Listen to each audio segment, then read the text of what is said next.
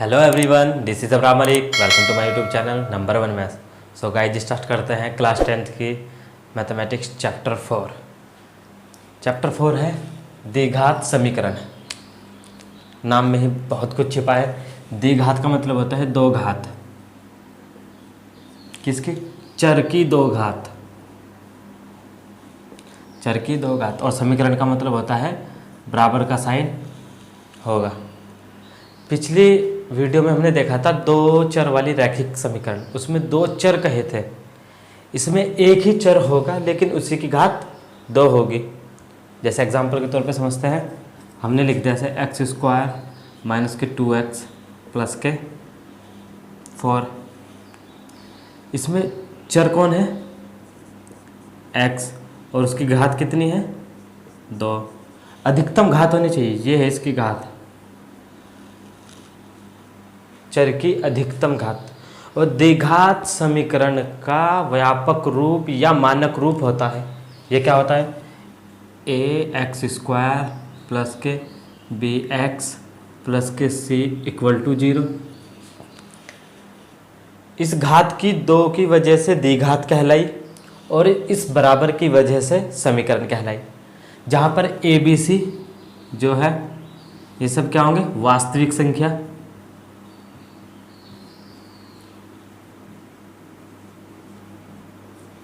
और a not equal to 0 होगा।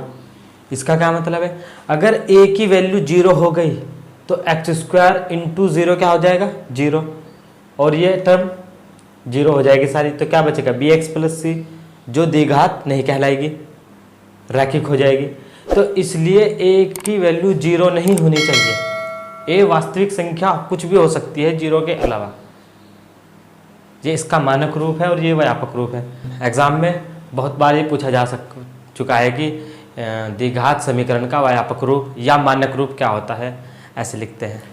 कभी कभी एग्ज़ाम में ऐसे क्वेश्चन भी पूछे जाते हैं कि एक समीकरण के रूप में दे देगा और उसको पूछेगा कि ये द्विघात समीकरण है या नहीं। तो सबसे पहले उस प्रॉब्लम को सॉल्व करते हैं। क्या करते हैं कि इसको x into x x square x into 1 plus के x और ये plus 8 equal to x into x x square bracket open करते हैं माइनस के 2x प्लस के 2x और माइनस के 4। एक्स स्क्वायर प्लस के x plus 8 equal to x square, ये माइनस का है प्लस से कट गया, माइनस 4। ये सारा इधर ले आओ। एक्स स्क्वायर प्लस के x प्लस के 8, ये एक्स स्क्वायर इक्वल बराबर से इधर ले आओ माइनस के एक्स स्क्वायर और माइनस 4 प्लस के 4 इक्वल टू 0। अब देखो इस एक्स स्क्वायर से ये एक्स स्क्वायर गया, बचा क्या? एक्स प्लस के 8 ये है प्लस के 4 ये प्लस के 12 इक्वल टू 0। तो क्योंकि दी हुई समीकरण को जब हमने ओपन किया, सॉल्व किया, तो इसमें एक्स स्क्वायर वाली कोई भी पावर नहीं है। दी हुई समीकरण में एक्स स्क्वायर की घात की कोई भी पद नहीं आया। तो इस आधार पर दी हुई समीकरण, अतः समीकरण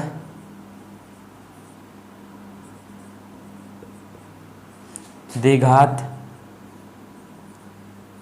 नहीं है।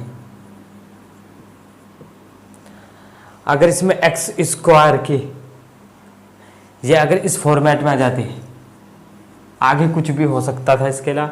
अगर इस तरह आ जाता x की घात 2 तो दी हुई समीकरण द्विघात होती। इसमें x की घात 2 के रूप में कुछ नहीं आया तो इसलिए द्विघात समीकरण नहीं है। द्विघात समीकरण का व्यापक या मानक रूप होता है ए एक्स स्क्वायर प्लस के b x plus c equal to 0, जहाँ पर a नॉट इक्वल टू 0 है। अब द्विघाती सूत्र क्या होता है? यहाँ पर चर कौन यूज हुआ है? x। तो x इक्वल टू माइनस के b plus minus under root b square minus के 4ac बटे 2 इंटू a द्विघाती सूत्र होता है। इसी सूत्र को श्रीधराचार्य सूत्र भी कहते हैं। इस सूत्र का यूज करके हम द्विघात समीकरण के शून्यांक या मूल निकाल सकते हैं। चैप्टर 2 में हमने बहुपद में गुणनखंड विधि से किसी भी द्विघाती बहुपद के शून्यांक या मूल निकाले थे। यहाँ पर द्विघाती सूत्र का प्रयोग करके, या इसी को श्रीधराचार्य फॉर्मूला भी कहते हैं, श्रीधराचार्य सूत्र का प्रयोग करके द्विघात समीकरण के मूल या शून्यांक निकालेंगे। इसके लिए हमें पहले b² - 4ac की कुछ स्थिति है उसको समझना होगा। सबसे पहले b² - 4ac ये बराबर 0 के हो सकता है। अगर b² - 4ac 0 के बराबर आ गया तो इस सिचुएशन में जो मूल होंगे बराबर मूल होंगे, बराबर मूल होंगे। अब इस लाइन का क्या मतलब है? द्विघाती समीकरण के अधिकतम शून्यांक कितने हो सकते हैं? क्योंकि इसकी घात 2 है तो अधिकतम शून्यांक 2 हो सकते हैं, और वो दोनों शून्यांक या मूल बराबर होंगे। फॉर एग्जाम्पल, अगर इससे x की वैल्यू 3 आती है तो दूसरा मूल भी 3 होगा। बराबर मूल होने का मतलब है अगर x की वैल्यू यहाँ से 3 आती है तो दूसरा भी 3 होगा, 4 आती है तो 4, यानी कि दोनों मूल बराबर होंगे। दूसरी कंडीशन है, अगर b² - 4ac बड़ा है 0 से, यानी कि ये अंडर रूट के अंदर की वैल्यू 0 से बड़ी आ गई, तो जो मूल होंगे, मूल अलग अलग होंगे। मूल क्या होंगे? इस बार अलग अलग होंगे। अगर सपोज करो इसका अगर एक मूल 3 आ जा तो हो सकता है दूसरा 3 के अलावा आएगा, 4 आ जाए, 5 आ जाए, 6 आ जाए, -6 आ जाए, कुछ भी आ जाए, यानी कि दोनों मूल क्या होंगे? अलग अलग होंगे। तीसरी है b² - 4ac लेस देन, यानी छोटा है 0 से। इस सिचुएशन में देखो क्या होता है, जब b² - 4ac 0 से छोटा होगा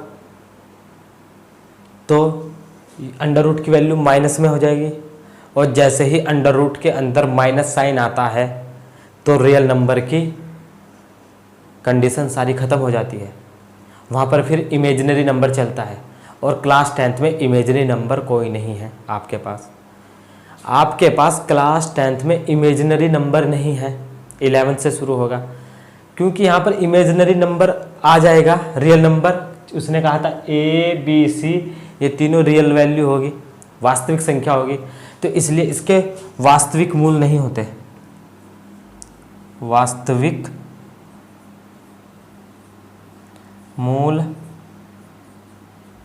नहीं है।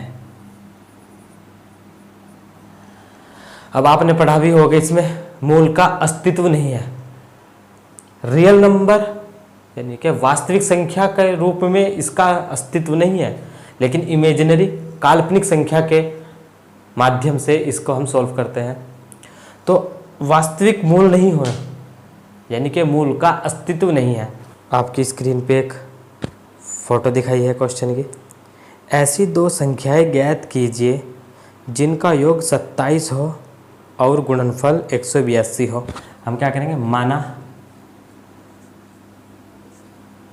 पहली संख्या x, पहली संख्या क्या होगी x, और माना दूसरी संख्या क्या होगी 27 - x। जब दोनों का योग 27 है तो पहली अगर x है तो दूसरी 27 - x हो जाएगी।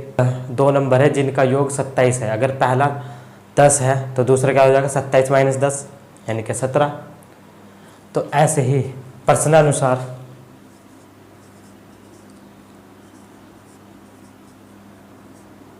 क्या है, इन दोनों संख्याओं का गुणनफल 182 है, यानी कि x into 27 minus x equal to 182, 182 है। ठीक है, अब इस इक्वेशन को, समीकरण को सॉल्व कर लो। 27x माइनस के एक्स स्क्वायर इक्वल टू 182। अभी माइनस वाला एक्स स्क्वायर बन रहा, तो इसको इधर ले जाके प्लस कर लो। एक्स स्क्वायर माइनस के 27x प्लस के 182 equal to 0।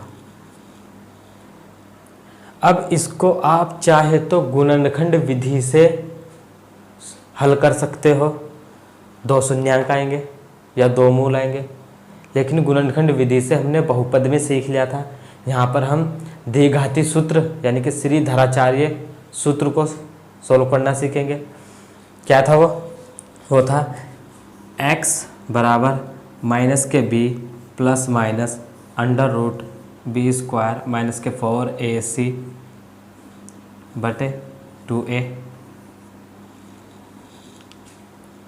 B square minus 4ac की वैल्यू निकाल लो, कितनी होगी? बी स्क्वायर माइनस के 4ac वैल्यू कितनी होगी? बी की वैल्यू क्या है यहाँ पर? 27 नहीं, -27 माइनस के 27 का स्क्वायर माइनस 4 इंटू ए की वैल्यू कितनी है यहाँ पे? 1, और सी की वैल्यू कितनी है? 182। तो 27 का स्क्वायर कितना होगा? 7 7 49 का 9 हासिल को 4, 7 दूनी 14 और दूनी 28 और 4 32 का 2 हासिल 3, 2 दूनी 4 और 3 7 माइनस के 4 दूनी 8, 4 8 32 का 2 हासिल को 3, 4 4 3 27, कितना आएगा? 729 में 728 गए 1, क्योंकि बी स्क्वायर माइनस 4ac की वैल्यू 0 से बड़ी है। इसका मतलब इसके 2 मूल होंगे और दोनों मूल अलग अलग होंगे। अगर ये वैल्यू बराबर 0 की हो जाती तो 2 मूल होते, वो भी बराबर होते। यहाँ पर 0 से बड़ी है, इसका मतलब क्या है? इसके 2 मूल होंगे और दोनों मूल अलग अलग होंगे। अब देखो कैसे, अब इसमें फॉर्मूले में पुट करो वैल्यू। माइनस बी की वैल्यू क्या है? बी की वैल्यू 27 नहीं, -27 साइन के साथ हमेशा लिखना, plus minus under root b square minus 4ac की वैल्यू कितनी है? 1 अपॉन 2, ए की वैल्यू कितनी? 1, तो माइनस माइनस प्लस 27 और प्लस माइनस अंडर रूट 1 की वैल्यू 1 अपॉन 2। एक बार 27 में प्लस 1 करो, कितना आएगा? 28 अपॉन 2। एक बार 27 में माइनस 1 करो, 26 अपॉन 2। और 28 अपॉन 2 का क्या मतलब होता है? 14। और 26 अपॉन 2 का मतलब होता है 13। देखो बी स्क्वायर माइनस 4ac की वैल्यू 0 से बड़ी आई थी, यानी कि इसके 2 मूल होंगे और दोनों मूल अलग अलग होंगे।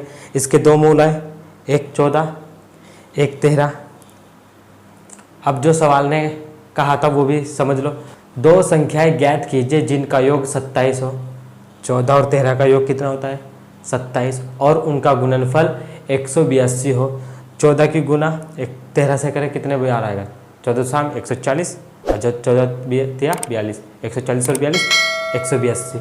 दोनों कंडीशन फुलफिल हो रही। हो सकता था वो आपको ये वाली कंडीशन भी देखे एग्जाम में, ये वाली समीकरण दे के भी आपको कह सकता था इसके मूल निकाले या शून्यांक। आप चाहे तो गुणनखंड विधि से निकाल सकते हो या द्विघाती सूत्र श्रीधराचार्य सूत्र से कर सकते हो। जब अगर उसने कह दिया द्विघाती सूत्र का प्रयोग करके निकाले, फिर आपको इसी तरह निकालना होगा। व्युत्क्रम होता क्या है?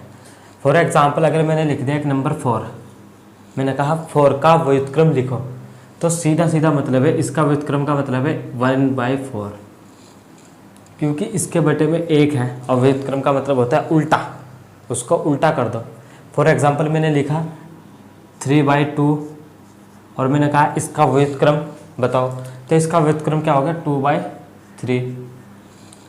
अगर मैंने कोई भी चर लिखा x, मैंने कहा इसका व्युत्क्रम लिखो, तो कुछ नहीं करना 1/x। व्युत्क्रम का मतलब ही उल्टा होता है, तो उसको उल्टा करते हैं।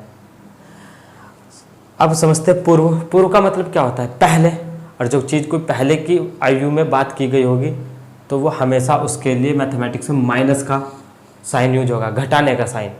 और जब पश्चात की बात करते हैं, अगर मैं कहूँ रहमान की आयु 5 साल बाद कितनी होगी, तो 5 साल ऐड होंगे, तो इसके लिए 5 प्लस का साइन होगा, पूर्व के लिए माइनस का साइन होगा और पश्चात के लिए प्लस का साइन। क्वेश्चन हल करते हैं। माना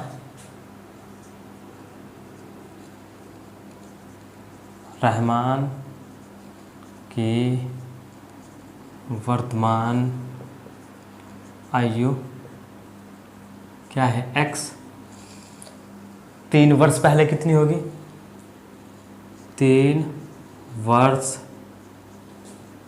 पूर्व रहमान की आयु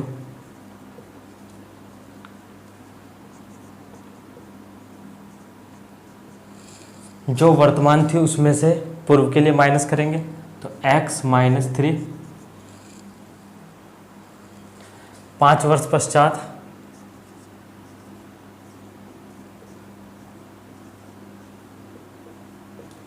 रहमान की आयु वर्तमान में 5 वर्ष पश्चात के लिए प्लस, तो प्लस के 5। लेकिन क्वेश्चन कह रहा व्युत्क्रम, तो प्रश्न अनुसार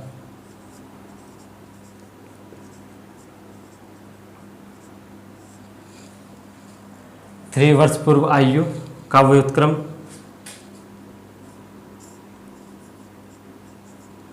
और 5 वर्ष पश्चात आयु का व्युत्क्रम का योग 1/3 है। अभी एक समीकरण बन गई, समीकरण को सॉल्व कर लो। नीचे एलसीएम ले लो, x - 3 और x - 5 का, x - 3 एंड x + 5 और x + 5 बन जा x + 5, बीच में ये प्लस, और x - 3 बन जा x - 3 बराबर है 1/3 के। ठीक है, अब सॉल्व कर लो। ये ऊपर बन गया 2x + के 2 डिवाइडेड बाय x² - के 3x + के 5x - के 15 बराबर होना चाहिए 1/3 के। अब इसको सॉल्व कर, ये 3 की मल्टीप्लाई इधर कर दो और इसको इधर कर दो, तो 3 2x + के 2 बराबर x² - 3x और + 5x + 2x और -15, 3 2 जा 6x + के 6 = x² + के 2x - के 15। अब ये सब उधर ले जाओ, x² + के 2x - के 15 - के 6x - 6 = 0, x² + 2x - 6x - 4x - के 15 - 6 - 21 = 0। ये द्विघात समीकरण बन गई। द्विघाती सूत्र या श्रीधराचार्य सूत्र का यूज करके हमने एक क्वेश्चन कर चुके हैं, इसको हम गुणनखंड विधि से हल करेंगे। आप चाहे तो इसको द्विघाती सूत्र से भी कर सकते हैं, लेकिन एक गुणनखंड विधि से भी करके देखते हैं। अब देखो x² - x के कोफिशिएंट की जगह ब्रैकेट लगाते हैं, और ब्रैकेट में हमेशा ये साइन आता है अचर पद वाला, x - 21 = 0। अब इस ब्रैकेट में 21 बन जा, इसके कोफिशिएंट और इसकी मल्टीप्लाई करके बनेगा 21। 21 के फैक्टर करने होंगे और उस फैक्टर के करके 4 बनाना होगा, माइनस करके, तो 7 दिया 21, 7 में से 3 गया 4 और 7 दिया 21 फैक्टर करके, तो हो गया एक्स स्क्वायर माइनस के 7x प्लस के 3x माइनस के 21 इक्वल टू 0। अब इसमें कॉमन क्या है,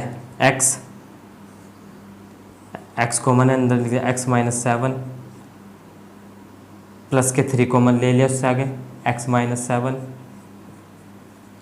इन ब्रैकेट को एक बार लिख लो, x माइनस 7 और x प्लस 3 बराबर 0। एक बार इसको 0 को बराबर रखो, एक बार इसको, तो x माइनस 7 बराबर 0 और x प्लस 3 बराबर 0। तो यह आ गया x बराबर 7 और x बराबर -3। अब एक +7 आया, एक -3 आया। रहमान की आयु कौन सी है, 7 है या -3 है? आयु कभी भी ऋणात्मक नहीं होती, तो ऋणात्मक होने की वजह से रहमान की ये आयु तो हो नहीं सकती, तो x बराबर 7, अतः ये लिख लेना, अतः रहमान की आयु 7 वर्ष है। Thank you.